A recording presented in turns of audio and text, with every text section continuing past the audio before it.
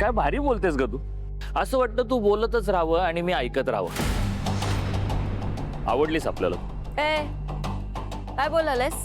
अगं म्हणजे तुझा डॅशिंग पण आवडला मला. तुझी फालतूची बडबड बंद करायची. ओके पण ऐक ना, अशी चिडू नकोस ना. मी फक्त तुला कॉम्प्लिमेंट देत होतो बस. कॉम्प्लिमेंट? कौतुक कौतुक करत होतो तुझं. तुझं कौतुक घाल चुलीत. मला नकोय तुझ्याकडून कौतुक. तुझ्या मम्मीला फोन लाव. लीडरला पैसे द्यायला लागतील मगच आपलं काम होईल. स्वीटीने काम केलं असेल का?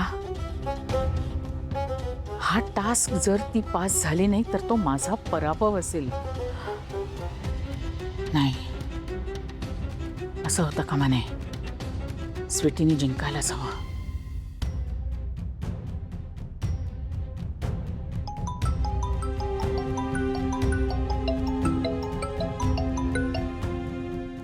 हा मॅडी बोल. मॅडी नाही स्वीटी बोलालोय.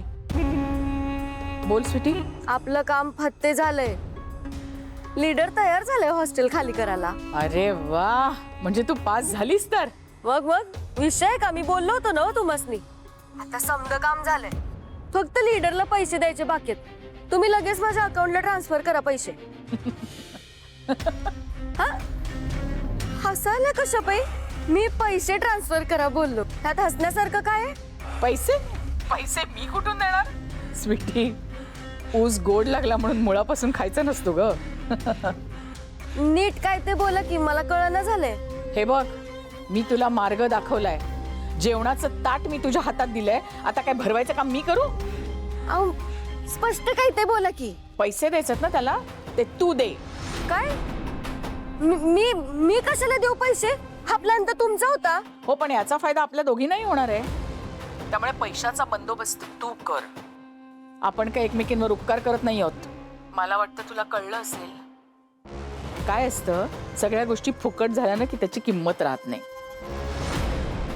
आता शुभूला मिळवायचं म्हटल्यावर तुला काहीतरी गमवावं तर लागणारच. मला माहितीये शुभू तुझ्यासाठी अनमोल आहे. त्याच्यासाठी छोटी मोठी रक्कम तर तू देऊ शकतेस, हो की नाही? कसं आहे, शेवटी संसार शुभू बरोबर तुला करायचा आहे. तेव्हा किंमत तर तुलाच मोजायला लागणार. मला वाटतं तुला कळलं असेल मी काय बोलले ते. काम आटप आणि ये. मी फोन ठेवते. ओ मॅडम.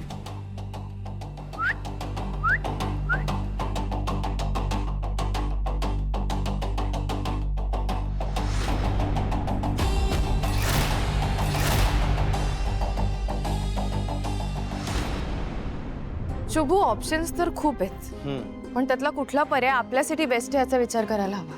तेच काय करू शकतोय. वर्षा, हा ताई इकडे.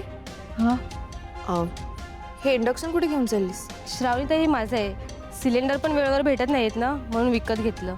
मला गरज आहे. वो नाही नाही अगं, ठीक आहे तुझ्याकडेच ठेव, मला नकोय. पण मला सांग, कुठनं मिळाली तुला ही? कारण ऑनलाईन सुद्धा तुटवडा आहे इंडक्शनच्या शेगड्यांचा. मला अपर्णा ताईंनी आणून दिलं. कुठनं आणून दिलं काकूने? त्यांनी कुठून आणले माहित नाही. ताई मी जाऊ का? मला खूप काम आहे. हो ये. शुभू, काकूनी वर्षाला इंडक्शनची शेगडी आणून दिली याचा अर्थ मार्केटमध्ये अवेलेबल आहेत त्या. तुला याचा अर्थ कळतोय का?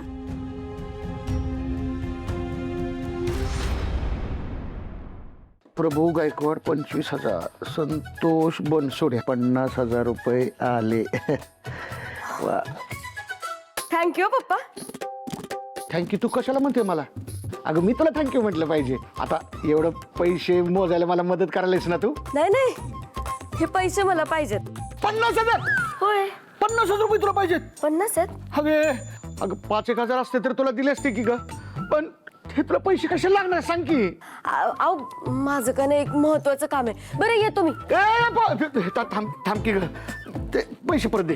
नाही अगं मला एवढं सांग फक्त, ते पैसे कुठं खर्च करणार आहे ते तर सांग की. सांगतो.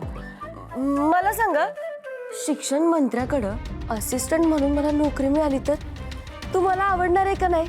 अगं शिक्षण मंत्री म्हणजे तर लय मोठा माणूस आणि त्याच्याकडे तू काम करणार. हे पण तुला नोकरीबद्दलच विचारायचं होतं ग. हो पप्पा, तुम्ही होय की नाही तेवढं सांगा हो. अगं नाही कुठं म्हणलोय, पण मला सांग ना, तुला नोकरी करायची काय गरज आहे? आता एवढं सगळं कुणासाठी करून ठेवलंय? तुझ्यासाठी करून ठेवलंय ना? हा, बरोबर बोललास तुम्ही. हे समजा तर माझ्यासाठीच करून ठेवलंय. पण मी त्यातलं थोडंसं घेतलं तर काय फरक पडणार आहे सांगा? हा, तू थोडं म्हणते, मी तर सगळं द्यायला तयार आहे. पण मला सांग ना, हे पैसे कुठं खर्च करणार आहेस? मला शुभूची असिस्टंट बनायचे म्हणून पाहिजे ते पैसे. आणि तुम्हाला एवढंच जर पैशांचं पडलं असेल ना, तर घ्या तुमचे पैसे. मला नको, तुमचा विश्वास नाही माझ्यावर. राहू द्या. अगं, हे पुरी, मी असं कुठं म्हणलंय? माझा तुझ्या विश्वास नाहीये. तू तर माझी लकी चार्म आहे. पण नाही आणि बिन नाही, हे पैसे मला पाहिजे तो पप्पा. ठीक आहे, आता तुझ्या हट्टा पुढे कोणाचे काही चालतं का? थँक्यू थँक्यू थँक्यू पप्पा. आता हॉस्टेल रिकाम होणार, मी टास्क जिंकणार आणि शुभूची असिस्टंट पण मीच होणार. हे सरकार सर्वसामान्य माणसाच्या गरजा पूर्ण करायला फार कुचकामी ठरलेला आहे. हा, अहो साधा गॅसचा पुरवठा करू शकत नाही हे सरकार म्हणजे काय? हे बघा, आमचं सरकार असतं की नाही, तर सगळ्याला सिलेंडर पोहोचवले असते. पण कसं आहे, हे जे सरकार मधले बसलेले लोक आहेत का नाही, राजकीय नेते, काही कामाचे नाहीत, कोणी काही काम करत नाही, सगळे असे बसतील हातावर हात ठेवून. बघा, तुम्हा समध्या जनतेला मी विनंती करतो की पुढच्या टायमाला आमच्या पक्षाला वोटिंग करा, मत द्या. मी जनतेला शब्द देतो की आमचं सरकार वर्षाला 24 सिलेंडर मोफत देणार. फक्त आमच्या पार्टीला मत द्या. एक नंबरचा नालायक माणूस आहे. स्वतःची इंडक्शन शेगडीची कंपनी आहे, तरी सगळं माल ब्लॅकने विकतोय. आणि इकडे टीव्हीवर लोकांना सरकार विरोधात भडकवतोयस. अरे लोक काय मूर्ख वाटली तुला? अरे कुणी तुझ्या भूलथापानं बळी पडणार नाहीये. मूर्ख. काकू काय म्हणालीस ग? ह्या विक्रम घाडगे पाटलाची इंडक्शन शेगड्यांची कंपनी आहे आणि तरी सुद्धा तो सगळा माल ब्लॅकने विकतोय. अगं हो, हे युद्ध सुरू झालं आणि लगेचच त्याने ती कंपनी विकत घेतली. कारण त्याला माहित होतं या युद्धादरम्यान गॅस आणि पेट्रोलचा तुटवडा होणार आणि त्या इलेक्ट्रिक वस्तूंची मागणी वाढणार.